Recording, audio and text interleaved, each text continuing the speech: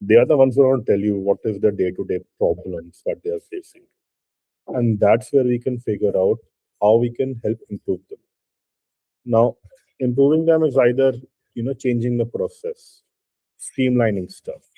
And now with the AI coming into picture, you sort of now use AI for not, I'm not saying that I need to have a very large language model. It can be an SLM, but an SLM designed for that particular work, and obviously supported by the various languages so that you can, it is flexible, it understands what's going on. But we need to have something which is designed, actually getting the work done, doing business deals, instead of, you're hiring people not for development, but for just running something which an agent can do. In fact, I'm working for a German engineering company, right? So they do automation, engineering automation. They sell Yeah. pneumatics. And the one workflow that I'm working on with them is automating the finance workflows. So they have a team. That's what MCP does, right? So once it's externalized from your agent, you can add all the RBAC checks you want at that layer, Hmm. right? And the advantage of it is, again, tomorrow if you change your agent system, so today you are using Cloud Code or Cloud Workspace, right? Tomorrow you decide you want to use OpenAI or you want to use Gemini, right? You don't have to Yeah. build it agent again. Okay. That's there. This from top to bottom. I mean, yeah, I mean, if you're talking about those big four companies, okay, they have employees who are earning a lot of money. You cannot expect them to pick up small projects and then, utilize those man hours. And for small stuff, obviously they need to have a big project, and that's what, not it's not just milking, it is like the minimum order value that needs to happen. Yeah, So either they right. can charge a lot of money for small stuff, increments in which company will not pay. So that's why you have a lot of, small consulting companies as well, which, Yeah, work on these things. Hmm. Money back, or you have return of information or return of product. So depending on where you want to talk about, supply chain is that. And after, when you have built your supply chain, then you have all these other different verticals of any businesses, which are marketing, sales, finance, HR, and everything. They all sit together on a layer called supply chain management. So this is where, that is what it defines the entire operations of an organization.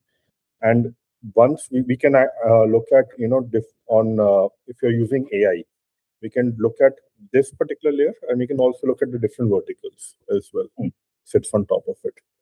Now, if I'm just looking at supply chain management, right from, if you're a business and you're like, okay, I want to start off with something, I want to take orders. So you have an order form, you're taking that particular order.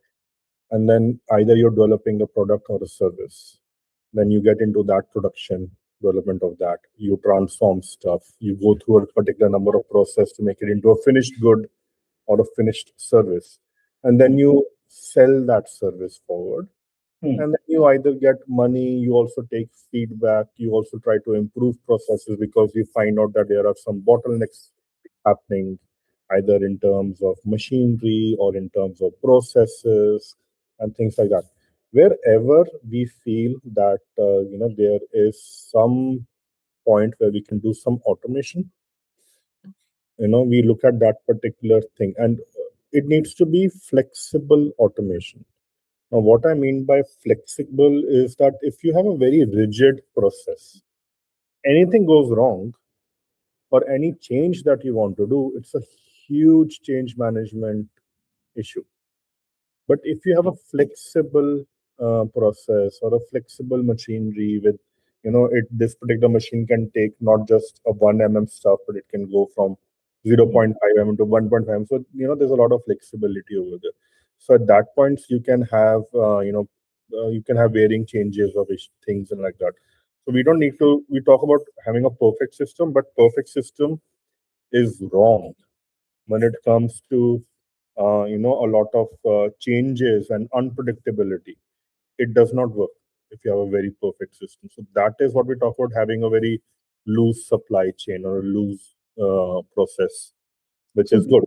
that's where I think people are very frustrated with SAP and Salesforce, right? It's like Yeah, it's very they process oriented. put, put they force rigidity on you, Yeah, on your company. yeah, that's it. And even what I'm doing right now in my work, I'm in procurement, and information over there to basically look at it, what is going on. Yeah, But this is how the whole systems work. yeah. Basically, I think yeah, you need centralized visibility. That's where the MIS dashboards come into picture, right? Hmm. Hmm. And I think that's why this. I think yeah. So agents kind of make this process a little bit flexible, Yeah, right? So agents are workflows that typically way, right? To act like a human, basically. workflows are typically rigid. So it's like if condition A is met, you go down this branch. If condition Yeah, B is you go down a different branch, right? But agents are like, okay, there is some ambiguity. I need to like probably take a decision where typically a human would sit, right? right, And that's again not a very intelligent work. That's probably just pattern matching, but which does not fit, which is not deterministic in nature, right? But it's still pattern matching. I think that's where agents can really help. how do you stop employees from taking advantages of agents by sort of like giving them some unique prompts, or you know trying to divert them towards one particular action that they want? How does that work? So typically you solve this at multiple levels, right? You solve it, first of all, typical enterprise use cases have RBAC, right? Role-based access controls. So anytime the agent is speaking to any system, right, the user context has to be embedded in that particular action. So then the tool can decide if this person is allowed to take this action or not, right? Hmm. So that is one way. Second way is you add some guardrails before the LLM is called, right? Is where you do these checks pre LLM because LLM calls are expensive Yeah, in terms of both cost and time, right? So if you can add these checks before, let's say, ChatGPT, OpenAI, or Claude is called, then you can use probably a small language model there, right? In fact, this OpenAI has come up with very small models that do this, right? I forget what it's called today. But a lot of these guys, even I think Llama, Facebook has, Meta has this Llama Shield or Llama Guard model, a small language, right? Which you can configure with your own policies. But again, it's very use case dependent. Like what kind of actions do you want to prevent? yeah. If you know that beforehand, then it's easy to do that. But in most cases, what happens is these things are discovered over time, right? These things are not known at day zero when the system is being built. It's like after a few iterations, few months, that's when you come to know, okay, this is where the boundary has been crossed by a Hmm. particular employee or the agent, right? It is doing more than what it needs to do, right? So, and there are again different aspects. So you don't even like put a weird prompt as a single prompt. You kind of slowly drift the agent towards the outcome you want. So first message is not something that would trigger the instructions for the agent of not to do this. It will be kind of benign, right? So it will not trigger that condition, so the agent will do it. Now All the right. next question would be little more out of band, but not fully out of band to trigger. So over the conversation of like a few turns, that's where the exploit happens, Hmm. right? So one strategy that I had. is my small language model that actually does this validation guardrails. If someone is trying to take advantage of your system, is to run it across the full conversation, Hmm. right? So then there you can make a call. Is it drifting in that direction or not? Yeah, I think it's So one thing a lot of companies are doing right now is they have a single MCP, right? So a single what? MCP server. Okay. MCP server is a protocol, right? That initially Anthropic, that is a cloud model maker, designed, right? Their employees designed, and now it's kind of adopted throughout all LLM providers. OpenAI does it, Gemini supports it, right? It's essentially a single layer of actions that the agent can take, right? So then you can actually add your constraints at that layer. Typically, what happens in agent is you have the agent is a while loop, right? The AI decides, okay, I want this information. I need to query my database, right? Hmm. Then it's okay. I need to go and run a different query for the data I got from the first part. So, for example, first part I need to query SAP ka or Salesforce ka one object, right? Okay. I get an answer from that. Now I need to like query a different object to get more data. So typically, this is called tools Hmm. that agent has. So these can be abstracted and externalized from your agent. That's what MCP does, right? So once it's externalized from your agent, you can add all the RBAC checks you want at that layer, Hmm. right? And the advantage of it is again, tomorrow if you change your agent system, so today you are using Cloud Code or Cloud Workspace, right? Tomorrow you decide you want to use OpenAI or you want to use Gemini, right? You don't have to Yeah. build it agent again. Okay. That's there. So procurement, you were mentioning a few use cases like vendor onboarding and what was the other thing that you mentioned? So, that's what I'm saying. That anything that any process that we have, how we can make it better, make it faster. Okay. So one thing I have in procurement, because procurement is a lot of rule-driven stuff. Hmm. Okay. Um, so in that, what we are like, key, if I am have to onboard a particular vendor, let's say, at that time they do a lot of checks. That does it have, what are the credit ratings, what's their presence, if there are any issues going on. So they'll get a lot of information from the vendor itself. So it initiates Yeah. queries, and they have to come back, fill that information up. Then we have some people who are doing a lot of this sort of manual labor, grunt work sort of things, sending emails, receiving them, going, telling them to go through a particular process, assisting them. In those areas, we should feel that agentic would do better because this is more like a grunt. And when you have all these grunt works, when you have all these mail exchanges, right now you have a human operator who you're not fully utilizing their brain capacity. I'm just supposed to send an email and receive back. I'm just supposed to direct them, okay, now fill this information back, and they'll have some queries, and then I answer those queries, and I share them some extra rule books and things like that, and they fill in everything, and I'm like, okay, now the vendor has completed all their this thing. We are now onboarding the vendor onto the tool.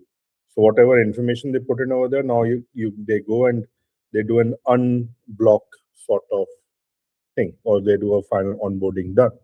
And if within that, every 2 years they need to complete some certifications. If that does not happen, they get into a block. Now that block happens by the system. If that information is not, then you have a manual process getting that info, uploading that, doing an unblock. A lot of these things, I really don't like humans involved in this sort of process. This is not where people should be working. They should be working on creating systems. They should be working on, doing a little bit more on the creative side of work. Actually getting the work done, doing business deals instead of, you're hiring people not for development but for just running something which an agent can do. Hey, in fact, I'm working for a German engineering company, right? So they do automation, engineering automation. They sell Yeah. pneumatics. And the one workflow that I'm working on with them is automating their finance workflows. So they have a team that does this manually. They go to SAP, they download pending invoices. They mail these invoices to customers, right? Because these guys have like 5,000 plus credit customers. So Hmm. it works in the manufacturing industry, right? So it's all cash flow driven. If I have cash flow, if I have cash at hand, I'm going to pay you. Yeah. If I don't have it in my hand, the payment cycle is getting delayed, right? It's very simple process. It's not that complicated to implement, right? If you understand the process correctly. So then, and there are major roadblocks that I figured, that problems that these guys have that I figured is, so one is they send the invoice first time on the due date. Now, a lot of times there is mismatch between the purchase order and invoice. So now what happens? Till that time the invoice is not booked. Yeah. The counter starts after the invoice is booked. If the customer does not know when to pay you, right? Or rather, if he is supposed to pay you, he's not going to pay you if he does not know that. So that's the first step. A month before the due date, you send the invoice, get it booked, get it confirmed. This is normal workflow. There's not even agent needed here, right? You don't need a person sitting here. Yeah. Second thing is, like, how do you send escalations, right? So two follow-ups, three follow-ups, then the manager, the finance controller has to know about it, right? So small things, but they really affect the cash flow of a business, working capital. Yeah. And see, not only that, if you're talking about 5,000, points that they need to touch to, you have multiple emails getting exchanged with those customers. Emails get missed. Yeah, you forget to send. You'll forget, not even forget to send, you forget to read. When you look at your Outlook, you have, or even you go to Gmail right now, inbox, you'll have like thousands of emails which you have not even opened. Okay, you only open the important stuff. And what happens with that? Sometimes the important stuff gets missed. And once that gets missed, you're like, okay, I forgot. And what happens when you don't have good balance in checks? You might even find out you have even forgotten to take money from some customer for over a year or something. That will definitely happen. So, what and when you're looking at these payment terms, so Gaurav, one thing that you should also look at is towards these contracts and the payment terms. Hmm. What happens with our contracts is that when the service is delivered, okay, or when we consume a service, so IBM goes, we consume a service, and then the invoice is sent to us by the by our supplier. All right, and that supplier will the first invoice is supposed to be checked by the business stakeholder, and they're supposed to be like, okay, this is everything is correct. Now upload it to our Ariba tool.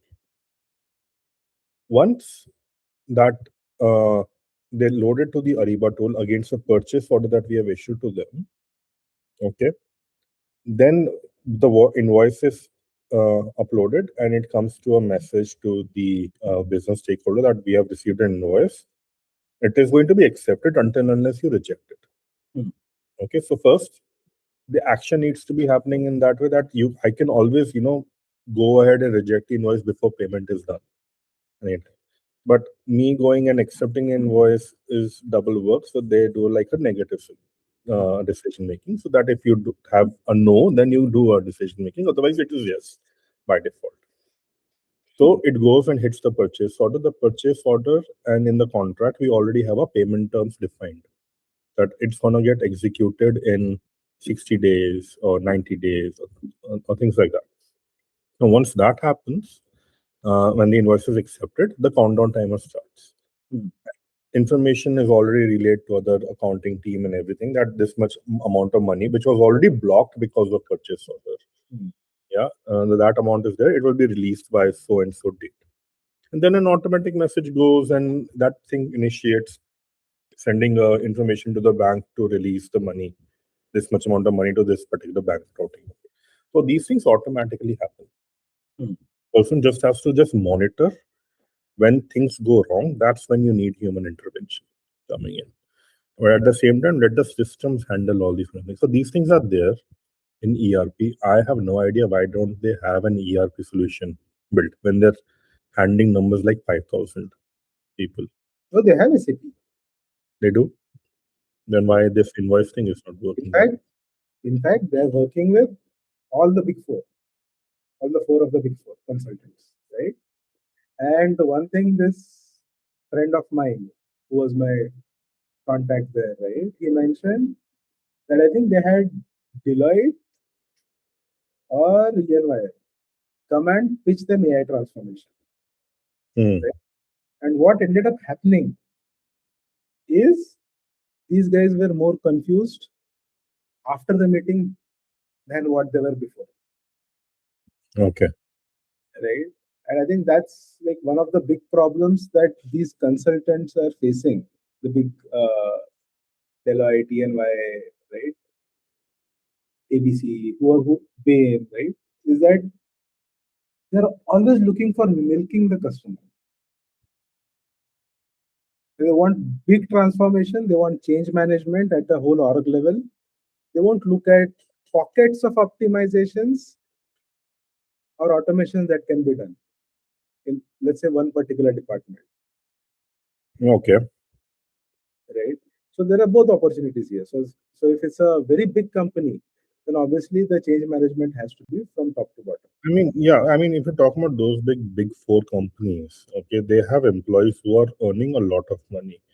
You cannot expect them to pick up small projects and then utilize those man hours and for small stuff. Obviously, they need to have a big project, and that's what not. It's not just milking. It is like the minimum order value that needs to happen. Yeah, So either they right. can charge a lot of money for small stuff, increments in which company will not pay. So that's why you have a lot of small consulting companies as well, which Yeah, work on these things. Hmm. but I think that model is collapsing itself, right? So the P&M model, per hour billing rate. So my consultant takes like $100, $500 per hour.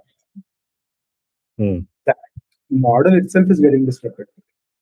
Yeah. Like I had gone to this one meetup recently, and there was this person who was owner of a consulting business, right? He was like, "How can I measure the outcome of AI investment?" Okay. Right? My employees want to implement AI for customers, but Hmm. how do I justify that to customers? Ki what outcome are you getting out of it? So if you look at the whole value proposition game, it's now changing from delivery to outcome based, right? So you go Yeah. and assume that okay, this change or this implementation will you own the outcome essentially. Hmm. You're not owning the implementation. The AI does the implementation today, right? So AI can write code, right? But then Yeah. what value is it adding to my business? Hmm. That's very hard to put a finger on.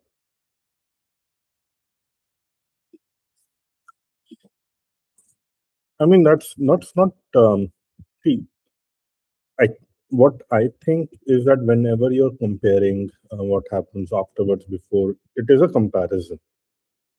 So what value it adds to your business? You cannot start your company with AI.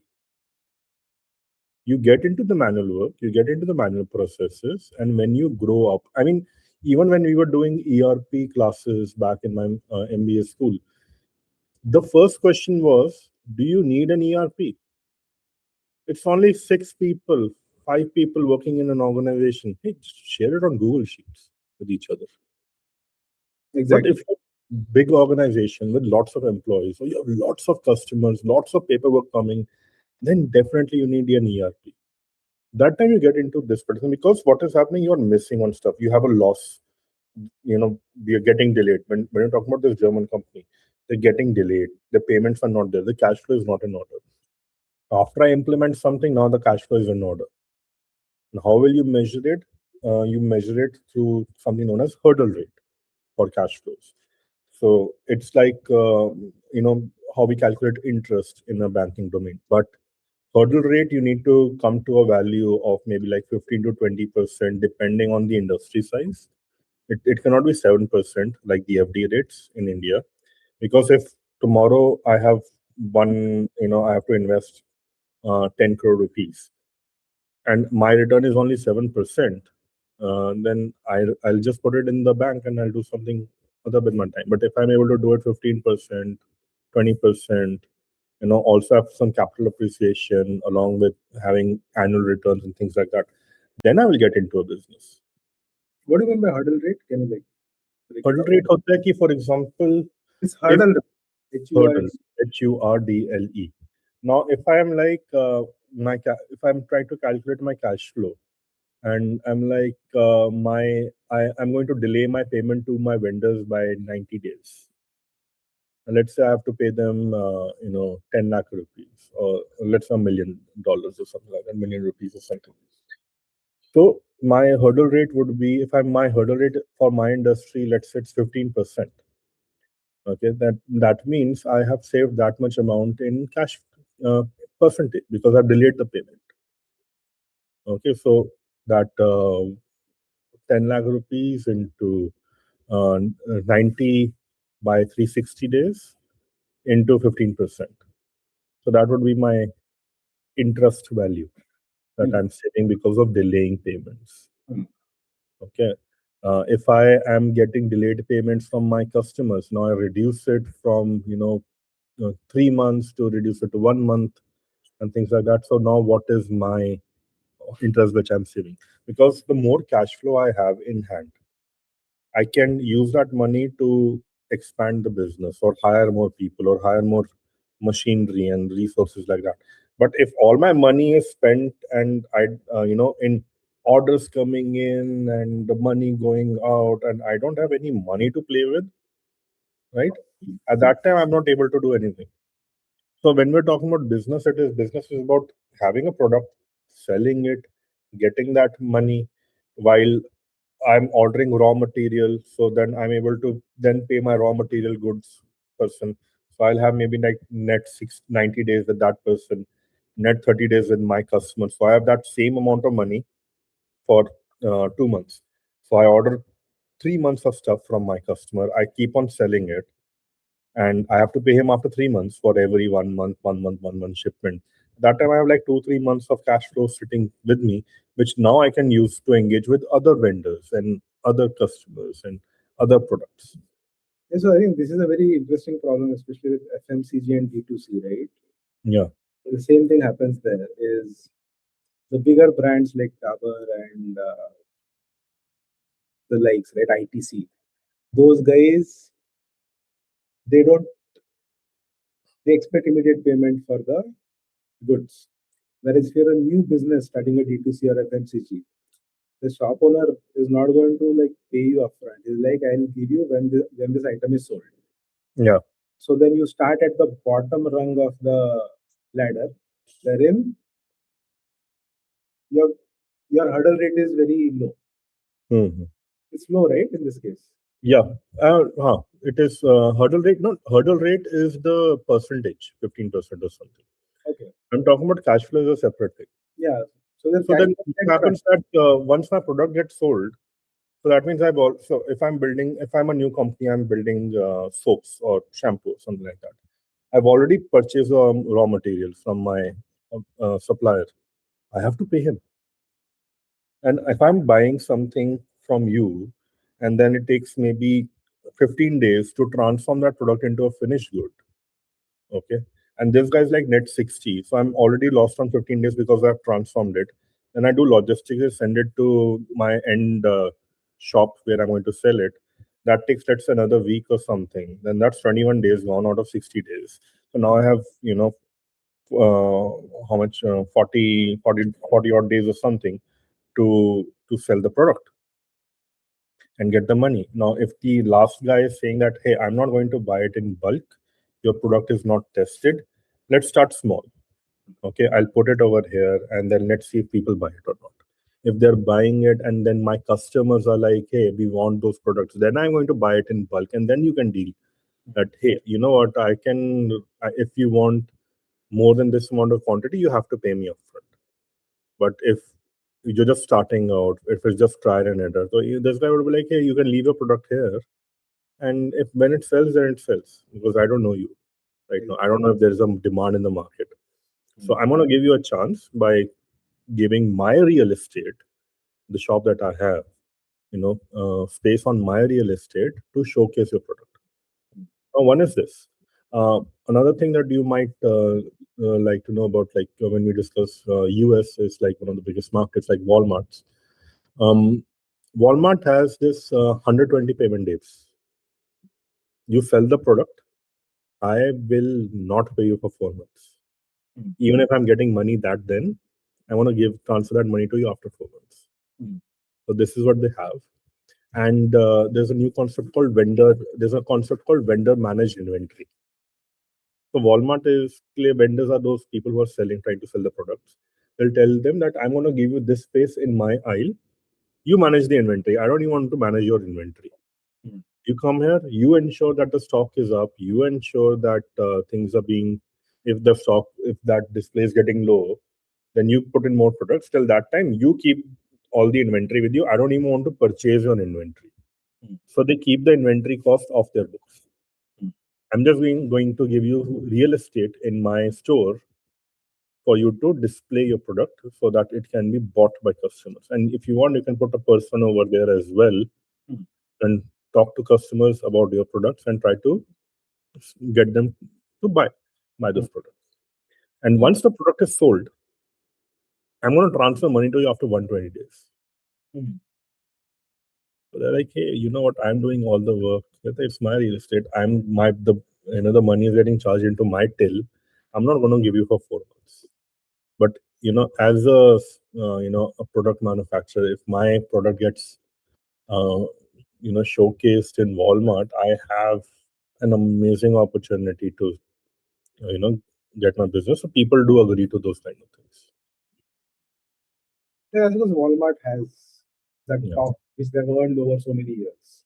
So there are two things. One is like retail chains that we're talking about, like Walmart. What we will have in India, like Reliance or Vishal Mega Mart or things like that. Or it would be like mom and pop stores, one independent running store. It's a different business model altogether. I think there's one more category here is the quick commerce dark stores. Yeah, the quick commerce stores. No, so those I think those can be categorized like big retail chains, because the thing is that we're not visiting them in their aisles and going through the shopping thing and then picking up stuff. All this aisle information data is available on their app. So what these people do, if you want, Yep. But you're getting your product listed in the app, right? yeah, that they charge money for it. It's One, like a painful process. it it is not only just painful, it is costly process as well. Hmm. I have I have a friend who is selling products on Blinkit or other Instamart and these kind of stores, and he tells me that there is so much issue. One, they're charging me rental to keep my product in their store.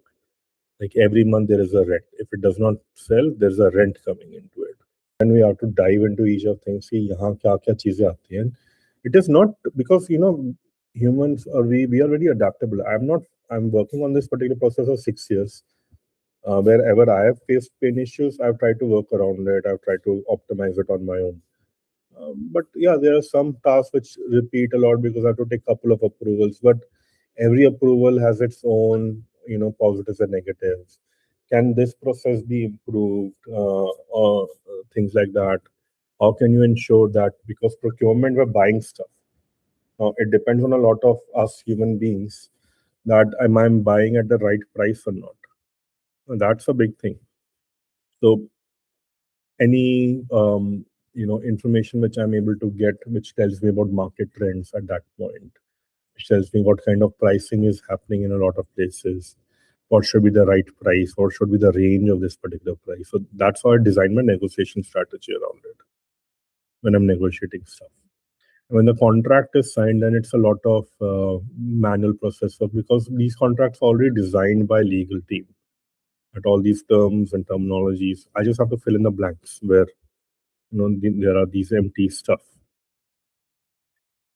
So that's how it happens. Mhm. So yeah, so that's how it is. Hmm. Yeah. So let's say if someone wants to build agents, right, for Hmm. procurement, you know, what would be good starting point for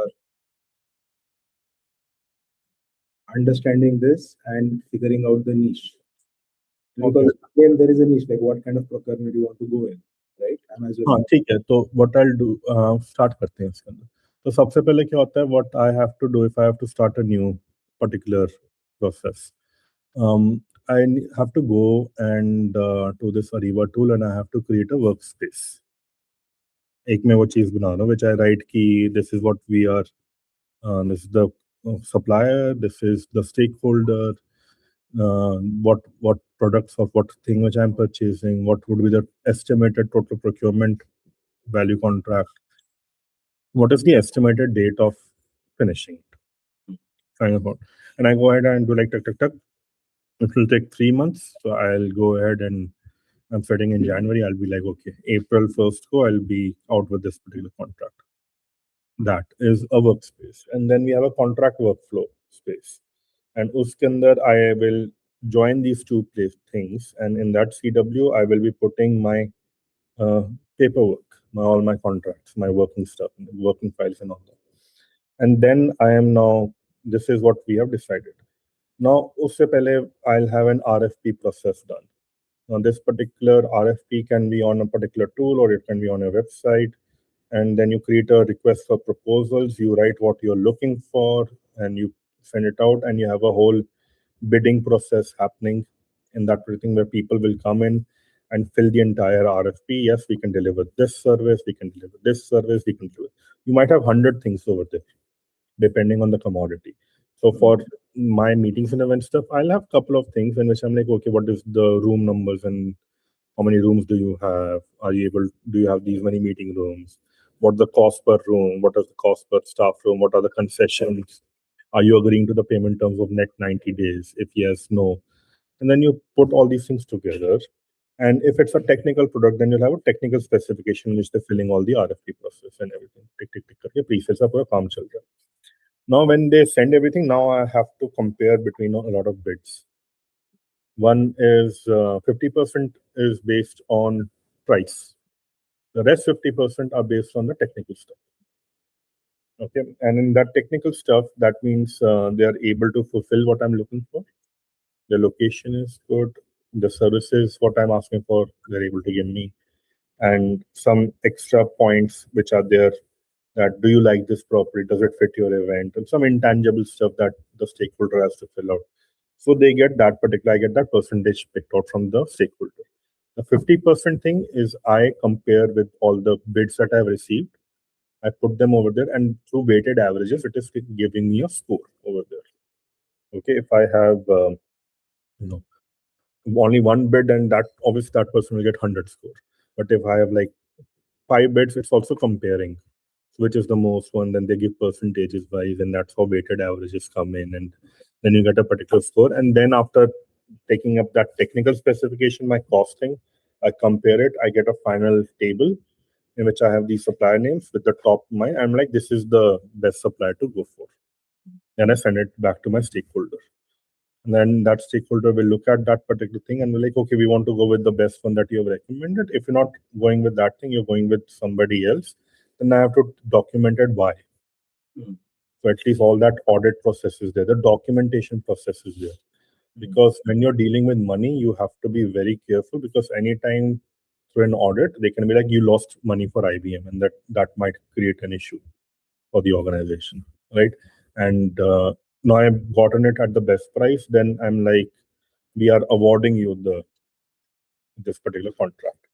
Now, when the award contract happens, then we go through all the scope of work documents that we have written down. We have a master services agreement. We have a scope of work document. We have all the technical things that you know data privacy stuff and business continuity things like that. All these contracts are now filled up. They're sent over there. They're signed by one of their people. They're signed by our people, and then the contract is executed. Now, same time, while this particular signature process is going on, while I'm doing everything, I have to now ensure that the fund allocation is done. So the fund allocation, what happens? The stakeholder is like, okay, for this particular contract, it's $1 million. I first get the financial approval done that I need $1 million for this particular product. They'll have their own question. What are the benefits of it? How it's going to help you? If you're going to improve business, and then you write everything, and they approve the financial thing. So they block $1 million in the purchase order. So in the whole cash flow system of the organization, that $1 million is now frozen for that particular work. It's not like that tomorrow the PO is out and that $1 million is not there anymore. That $1 million gets frozen. They launch a purchase order and they launch a purchase requisition. Now that requisition goes through an approval process in which I will now look at the contract which has been finalized. I'll match all the values are the same and that kind of thing. We are sending it to the right supplier and having the correct payment terms programmed into it. And then I approve from finance point of view, from procurement point of view. Then it goes to my heads. They approve it. Then it would go to the account buyer. So the stakeholders account head who's managing the P&L of that department, they will approve it. Then there are some other approvals depending on the amount of this particular thing. And then the PO is issued. Now, once PO is issued, that PO is also gets that the supplier also gets a notification the purchase order is issued. And now once the PO is issued, now as procurement, I know that there's a finance blockage. Everybody has approved it. Now I'm ready to sign the contract. So then I sign the contract and send the contract over. Now this contract is backed up by money, which I have ensured to my process. And now when the services are getting delivered, the stakeholder is ensuring that they're meeting the milestone and they're okay. And then like now we have finished milestone one. This is the payment pending over here. They send an invoice. Stakeholder will give them approval on email, and then they will upload the invoice on Ariba, and that invoice gets tagged to that purchase order. And the purchase order ensures that okay, the invoice is for $100,000. My total value is $1 million. Now remaining $900,000, and whatever the payment terms is there, it gets reconciled. You have all these numbers which get generated up, like the ERP invoice number and things like that. And then it's like, okay, it will get payment done after 60 days. So within that 60-day period, we can obviously go and block that invoice or whatever. Or after 60 days, it sends the message to the accounts payable team that this particular invoice is pending for that day. So ensure whatever work you want to do. And on 60th day, that sends a command and the payment, that command is sent to the banking, the accounting system, and then they initiate the payment. That payment goes to the supplier. So this is how the whole entire process is for procurement that we do. Interesting. Hmm. So I see a lot of places where we could put in small automations here, Yeah. right? Small AIs. So they're not, I won't call it automation, I'll call it AIs. Because I'm assuming the Ariba tool itself would calculate the scores for different vendors, right? For their bids. There are Hmm. systems which calculate the score for you. So I used to work at iCertis, which had sourcing and obligation management modules as part of their platform. Hmm. And like we had a system where it would calculate the scores based on the formula you specify. Hmm.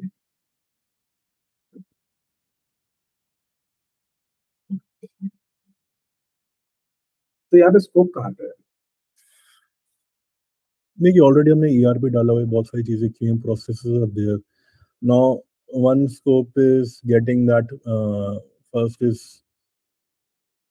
where did I start off with? I get RFP process डाल रहा हूँ. I'm creating that entire thing.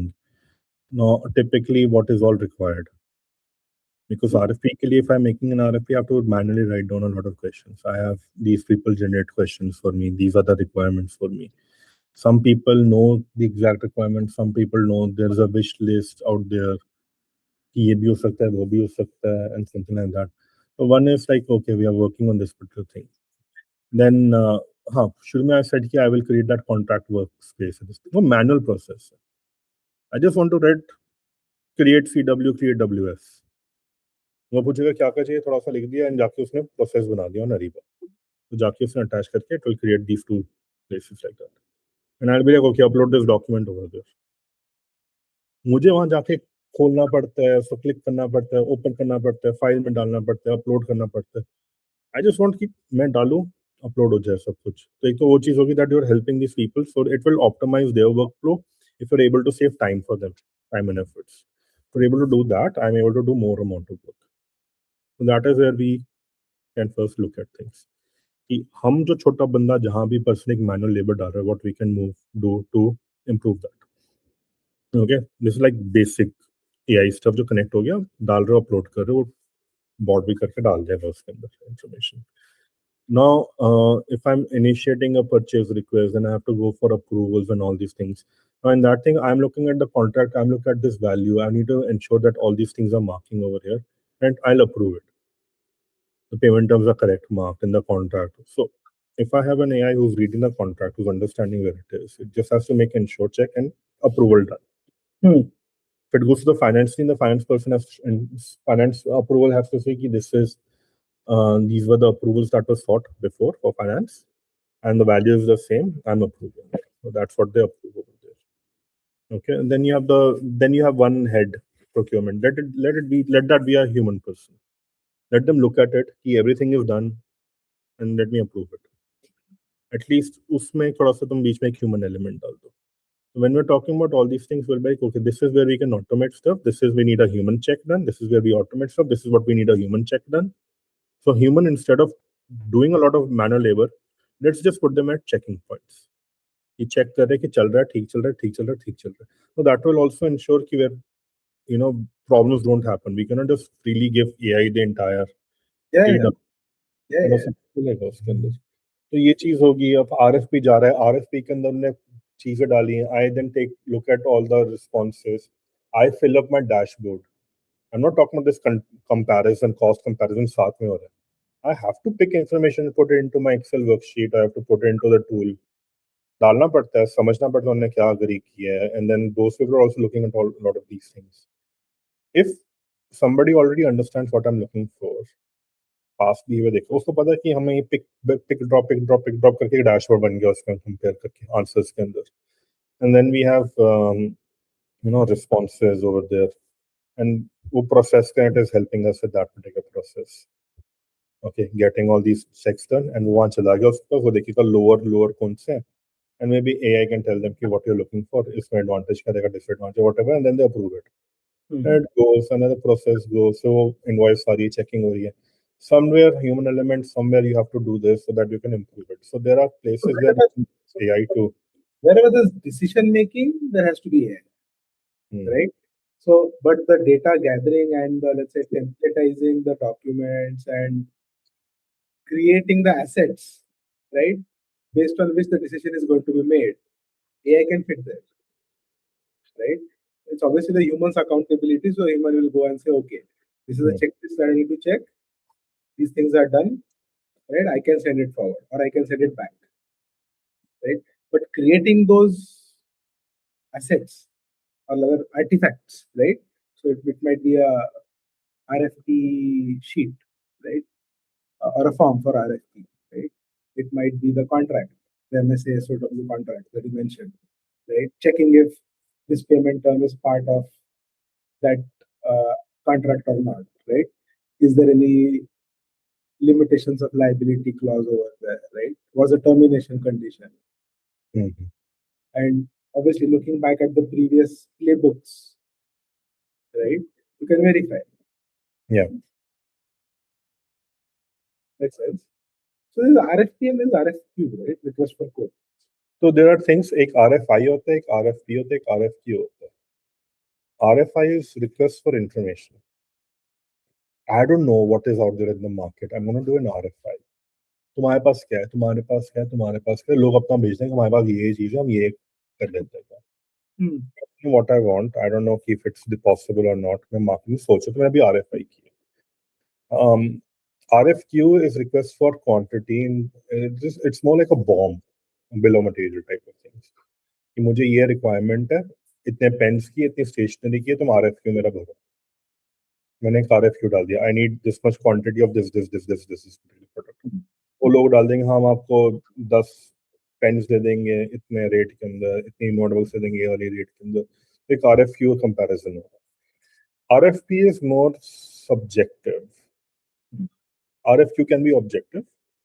RFP is subjective because now I have problem statements over there. Are you able to collate data from all the calls that I'm receiving and ensure and see which one is spam, which one is not spam in a telecom process sort of thing? How many call drops that I'm happening? Is your able to tool able to do that?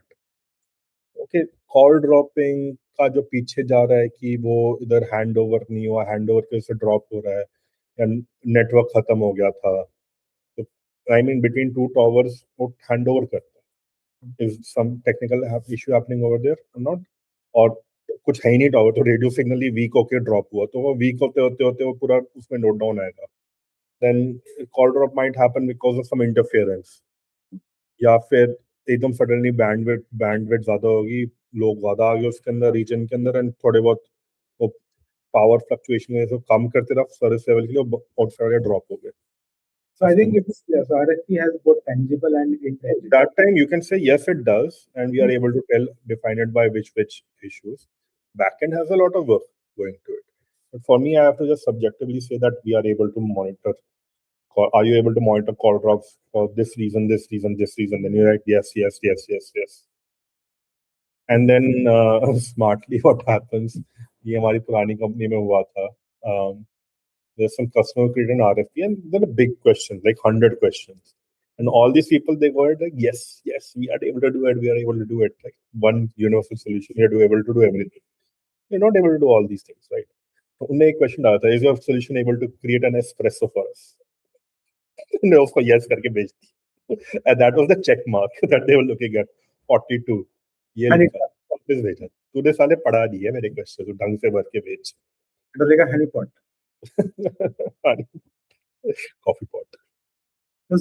So a lot of times, today bots are filling the forms, and so I Yeah. just the contact me form on my blog, and I within a week I got like 10 plus random spam from guys trying to not spam exactly, but outreach, right? Cold outreach from that form. And most of these forms were not even like filled by humans, they're filled by bots, AI agents, right?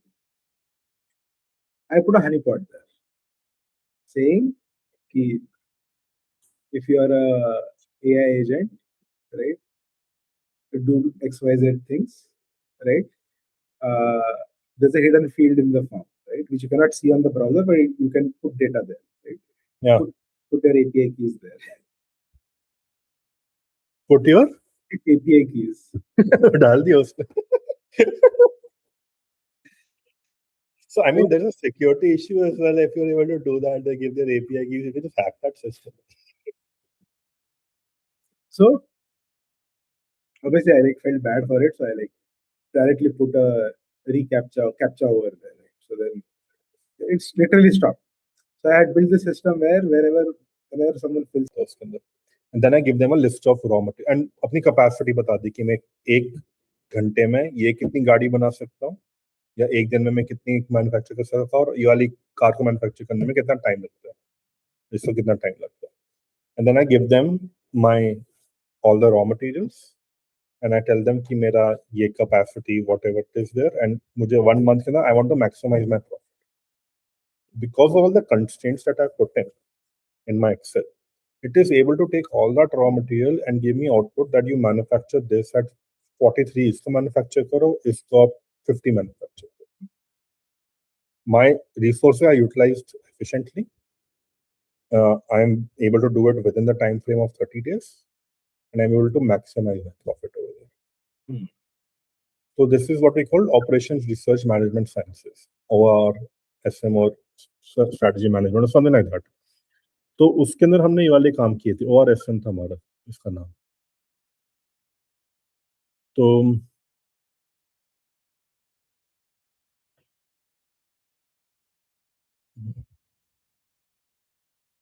तो I mean we had these kind of constraints. हम फिर Excel के वाले constraints बना रहे हैं, हम blocks का यूज कर रहे हैं and when we are having this particular sort of reason इस टाइप का था कि एट दिस पर्टिकुलर क्वांटिटी क्योंकि दो प्रोडक्ट्स हैं I am able to earn this much profit, I am able to earn this much. ये वाले जो डॉट क्वांटिटी वाला जो क्रॉस सेक्शन बना है इसमें I am able to be like this is the sweet spot. Sweet spot. वो चीज कैलकुलेशंस करने के लिए टॉप टैलेंट बैठा होता है और कंस्ट्रेंट्स लगा लग के कर रहा है जो एआई बहुत फटाफट कर सकता है. Finding that sweet spot in manufacturing process हो गया. आप बेस्ट यूटिलाइजेशन क्या करो, अपनी इन्वेंट्री देख रहा है. And one thing which I also did was calculations of safety stock. Calculation of Safety stock. what do you mean by that? I went to this manufacturing ink manufacturing company in Vapi called Huber Group, and they're producing a lot of different kinds of inks.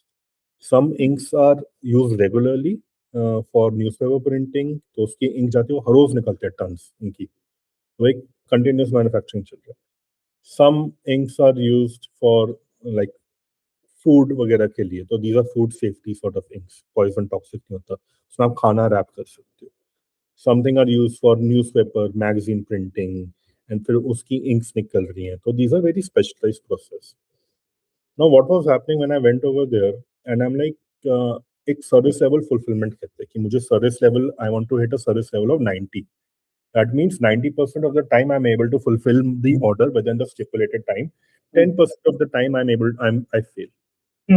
तो आपको वो भी set करना पड़ता है कि आप कितना सर्विस लेवल हिट करना चाहते हो. जितना आप सर्विस लेवल को ऊपर करोगे तो उतना आपको सेफ्टी स्टॉक ज्यादा रखना पड़ता है because of sometimes raw material not being available, वहां से शिपमेंट डिलेज आई है, वो किया. तो मेरे पास डिमांड 100 की है लेकिन मैं 130 बना रहा हूँ. 30% इज माई सेफ्टी स्टॉक. कभी कभी वो भी ऊपर नीचे कम हो जाता है but I have to ensure कि उतना मेरे पास रहना चाहिए. That's a buffer. बफर है. सो हाँ, सेफ्टी स्टॉक इज बफर कि कभी यूज हो रहा है वो नहीं हो रहा. Now every product should have different safety stocks depending on the demand. अगर वो न्यूज़पेपर वाला है उसको हर रोज 5 टन चाहिए, व्हाट इफ मेरी मशीन खराब हो जाती है. I should have enough buffer कि मैं 2 या 3 दिन का, क्योंकि पता है 2 दिन या 3 दिन लगेंगे मशीन ठीक करने में, 3 दिन का मैं डिलीवर कर सकता हूँ. मेरे पास कम से कम 200-300% सेफ्टी स्टॉक होना चाहिए उसके लिए, उसकी डेली डिमांड के लिए. तो इतना मेरे पास एक बफर होना चाहिए. हम बफर उतना नहीं करते, हम बफर कम रखते हैं क्योंकि हम फटाफट करते हैं because we have multiple machine going working at that point. Even जब 5 मशीन हैं बस 3 मशीन से काम हो सकता है, मैं एक्स्ट्रा मशीन रख लेता हूँ एक खराब होगी दूसरी आ जाता है. This how we do reds and everything. जब हम अपने हार्डवेयर भी डिजाइन कर रहे हैं कि हमारा सर्वर डाउन नहीं होना चाहिए. ठीक है. Same thing is like that. तो these people when I spoke to when I went to these people they like what are you doing. मैंने कहा कहते हैं हमने तो safety stock 25% across the board रखा है. And I was like why. And because if you are having safety stock of 25% across the board, somewhere you're having more than what is required, somewhere you're having less than what is required. ठीक है. तो आपका cash flow कहीं फंसा भी हुआ, आपका risk element गायब नहीं हुआ है. बट इफ यू लाइक कि चलो मैं 30 कर देता हूँ, 40% कर देता हूँ, definitely you are having more safety stock than required. So that means your cash is also stuck. Because until the final product is sold you don't realise your profits. अगर मैं सेफ्टी स्टॉक ज्यादा बढ़ा के रख दूंगा, वो मेरा cash stuck है, just so that my service level is not hitting. So I went there, I looked at past 2 or 3 years के sales pattern. And I'm like कि कौन सी ज्यादा. फिर मैंने परीटो रूल लगाया कि which is more demand in demand, which is in less demand. फिर मैंने किया कि इसको हम सर्विस लेवल इतना मेंटेन करेंगे, इसको इतना करेंगे, उसको इतना करेंगे. एंड ये इनका होता है सर्विस लेवल होता है कि हम 2 दिन में प्रोडक्ट देंगे. हम्म. अगर मैं 4 दिन कर दूं तो आपका हम्म. सर्विस लेवल तो 100% हो जाएगा. हम्म. क्योंकि 2 दिन का मैं प्रॉमिस करो, बट अब मैं बोल रहा हूँ मैं इसको मैं 4 दिन में दूंगा. मेरे पास तो टाइम ही टाइम है बनाने के लिए. बहुत मैंने टाइम भी सेफ्टी रखा हुआ है. कल मैनेजर काम बोलता है फ्राइडे को कर दोगे, आप बोलोगे फ्राइडे को नहीं, मैं वेडनेसडे को दूंगा. पता है तेरा मंडे को काम खत्म हो जाना है, but still you're keeping that 2 days buffer तो to ensure that your service level is 100%. Hmm. ये नहीं कि तेरा सर्विस लेवल 80% चल रहा है, 20% तो डिलीवर करते हैं एनी टाइम पे काम. हम्म. तो you keep your service level high. So that's what we do. So I then looked at all these things and I redesigned all the safety stock, hmm. calculated safety stock for different products depending on the demand, depending on the manufacturing capabilities. वो मैंने पूरा उसमें demand वो रखा था. अलग अलग service level के मैंने अलग अलग सिनेरियोज बना दिए. हम्म. फिर ऑर्डर ऑर्डर आ रहा है, मेरा डिमांड नीचे जा रही है, फिर साइकिल ऊपर जा रहा है, डिमांड नीचे साइकिल ऊपर जा रही है. मैंने बोल दिया इसको हर 4 दिन में बनाऊंगा मैन्युफैक्चर इतना. मुझे पता कब तक खत्म हो रहा है प्रोडक्ट, मैंने फिर से रिप्लेनिश कर दिया स्टॉक, फिर खत्म हो रहा है, फिर से रिप्लेनिश कर दिया stock. I keep on doing that. So तो this is basic data exploration, right? So क्या data exploration. Data exploration. And इसमें did not, it was not just data, मतलब there are bunch of variables into it. कि ठीक है different products है. And what was happening, sales team वाला कि sir हम तो आज प्रोडक्ट डिलीवर कर देंगे, over promising stuff. The supply chain guy is like कि मुझे ये चीज डिलीवर करनी है, 25% सेफ्टी स्टॉक होना चाहिए. जो प्रोडक्शन गाय उसको इतना टेंशन पड़ी कि उसने एक्स्ट्रा सेफ्टी स्टॉक बना के रखा, क्योंकि उसको सर्विस लेवल अपना ज्यादा मेंटेन करना है. अदरवाइज उसको बात आती है. वहाँ सेल्स वाले प्रेशर डाल रहे हैं, ये कर रहे हैं, वो कर रहे हैं. एंड जब मैं बोलता हूँ डिजाइन फॉर मैन्युफैक्चरिंग करनी है, जब तुम्हारे ऑर्डर ही 1-1 टन के आ रहे हैं, तुमने 5-5 टन की मशीन बना के रखी हुई है.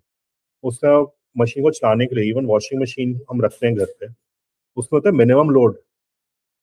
एक मिनिमम लोड होता है, तुम एक शर्ट नहीं धो सकते. आपको कम से कम 4 शर्ट धोनी पड़ेगी, 5 शर्ट धोनी पड़ेगी, तब जाके वॉशिंग मशीन चलेगी. एक शर्ट से नहीं चलेगा. तो there is a minimum load. उन्हें डिजाइन फॉर मैन्युफैक्चरिंग होती है. अब मुझे पता है कि गौरव अकेले रहता है, उसने एक ही शर्ट धोनी है, 2 शर्ट धोनी है. तो why should I buy a 7 kg वाली machine, I should buy a 3 kg वाली मशीन. इसमें वो मिनिमम लोड भी कम होगा यूज करने के लिए. तो you have to design for manufacturing. तो sometimes those things are not designed properly. वो बंदों ने इतने बड़े बड़े वेयर हाउस बनाए, बंदों ने वहां जाके हेलीकॉप्टर का वो बना दिया लैंड करने का. साले कोई है ही नहीं हेलीकॉप्टर लैंड करने के लिए इनके पास. बट वो एच मार के वो सर्कल बनाया हुआ है तुम लोगों ने. तो मैंने उनकी इतनी तरह करके मैंने सारा इनका सेफ्टी स्टॉक कैलकुलेट किया. मैंने सर्विस लेवल हिट किए. मैंने कहा ईआरपी के अंदर डालो कि इस पर्टिकुलर प्रोडक्ट के लिए 4 दिन से पहले डिलीवरी हो ही नहीं सकती. मैंने सेल्स पर्सन को कंस्ट्रेंट डाल दिया. तो टूल एक्सेप्ट ही नहीं कर रहा. तो जैसे मैं आज डाल रहा हूँ, 4 दिन के बाद बता रहा है कि मेरा ऑर्डर हो जाएगा डालने के लिए. वो जाएगा नहीं ईआरपी के अंदर टिल दैट टाइम. तो हमेशा वैसे जाएगा. तो then sales people have to adjust accordingly. Design for manufacturing के अंदर लेबर वाज बीइंग यूटिलाइज्ड कि 3, क्योंकि अगर तुम्हें 3 टन पैक करना है तो तुम्हें 4 घंटे लगेंगे. 1 टन पैक करना है तो तुम्हें 2 घंटे लगेंगे. तो एचआर वाज लाइक वो 1 घंटा लेबर फ्री बैठी रहेगी उसके. वो फिर में तो पैसा वेस्ट हो रहा है ना उसके अंदर. तो काम है नहीं तो काम करवाना है. मैंने कहा यार तुम इस चक्कर के अंदर तुम 3 टन बना रहे हो और 1 टन स्टोर कर रहे हो तुम. जो 1 टन रिक्वायर्ड है नहीं, उसकी तुम स्टोरेज कर रहे हो. और तुम्हारी वो स्टोरेज फी अलग होती है। कहते Hmm. स्टोरेज फी और तो अपना वेयर हाउस है। मैंने कहा तुम्हारा कैश फ्लो अटका हुआ है, तुमने वेयर हाउस इतना बड़ा बनाया हुआ है, you spend money over there, then you storing things because you don't need it. इनका 2400 करोड़ का साल का बिजनेस था। And inventory turns, that means how many times they were replenishing their inventory, they were doing it 6 times, that means 400 crore का इनका raw मोप पड़ा हुआ था, फिनिश गुड्स या रॉ मटेरियल सम 400 करोड़। तो जब वो 400 करोड़ को 6 बार ही टर्न करते थे, तब जाके 2400 करोड़ का बिजनेस होता था। I went there for 2 months with my text books, and मेरी कैलकुलेशन बाद I change the inventory turn from 6 to 11.5। Hmm. That means 400 crore से उनका 250 करोड़ या 200 करोड़ के आसपास ले आया नीचे। Suddenly now they have 200 crore rupees free. उसमें they can hire more talent, they can upgrade their machines, they can spend money on trainings, they can do it for expanding business. Yeah.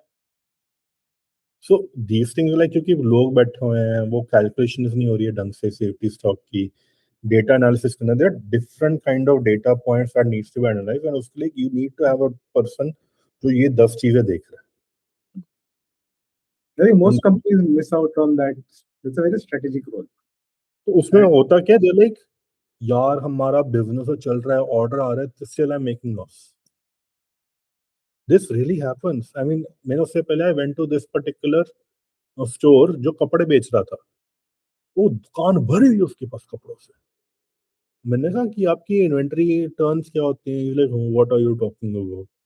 मैंने कहा, कितनी बिकाई हो रही है, कितना खरीद रहे हो, सामान खरीदोगे उसके पैसे देने हैं, सामान बेचना है उसका पैसा आना है। तुमने कम से कम 10 करोड़ का इन्वेंट्री रखा हुआ है, लेकिन तुम्हारे दिन की सेल सिर्फ 5 लाख हो रही है, तुम कब तक करोगे, तुम स्टॉक रिप्लेनिश करते जा रहे हो। बोले कि मेरा दिन की तो मेरी इतनी बुकाई हो रही है, 10 लाख की मेरी दिन की हो रही है सेल, लेकिन तभी मैं प्रॉफिट नहीं कमा पा रहा, तभी मैं पैसे नहीं कमा पा रहा, क्योंकि तुम्हारी कॉस्ट ऐसी है, तुम्हारी आधी कॉस्ट तो इन्वेंट्री में स्टक है। back pressure. एंड फिर वो चले जाते हैं उसके अंदर। A lot of people are like trying to do business, उनको पता नहीं कैसे करना optimise. So this is where supply chain comes into play, where you're trying to optimize this. I feel this is where an intelligent being करके कुछ system से will be able to calculate it properly.